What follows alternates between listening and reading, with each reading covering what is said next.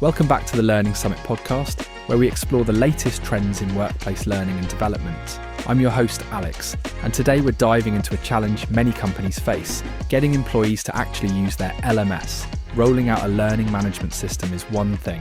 Making sure employees engage with it, that's another story. To help us understand how to drive LMS adoption, I'm joined by Sean Gilligan, founder of Web Anywhere. Sean, welcome back. Thanks, Alex. LMS adoption is such an important topic. Too often companies invest in an LMS but struggle to get employees to use it consistently. So let's start with the basics. Why do so many LMS implementations fail when it comes to adoption? The biggest reason is lack of engagement. If employees don't see value in the platform, they won't use it. Another issue is poor onboarding. If people don't understand how to navigate the system or why it matters, they'll ignore it. Then there's content. If the LMS is filled with outdated, irrelevant, or overly complex courses, people won't bother logging in. And finally, leadership plays a big role. If managers and executives aren't using the LMS themselves, employees won't either. That makes sense. So what are some key strategies to improve LMS adoption? Firstly, make sure the LMS is user-friendly.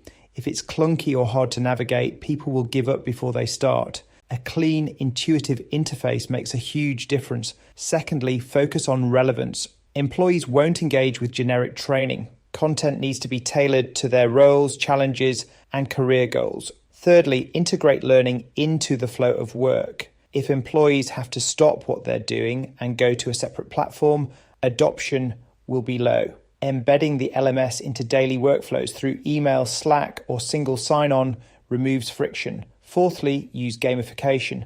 Leaderboards, badges, and completion rewards make learning feel like a challenge rather than a chore. And finally, get leadership buy-in. When managers actively encourage and track learning progress, employees are more likely to participate. I love that last point. If leadership doesn't take learning seriously, employees won't either. Exactly. If a CEO or department head is visibly using the LMS, employees will follow. A learning culture starts at the top.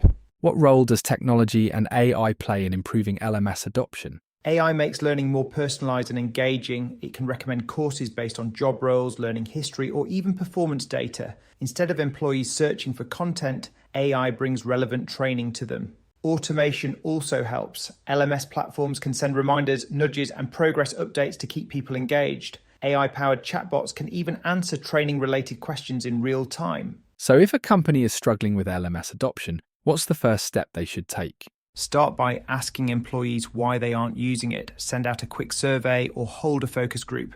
You might find out the platform is too complicated or the content isn't relevant. Then, simplify access. Make sure logging in is easy and training is embedded into daily workflows. And finally, make learning rewarding.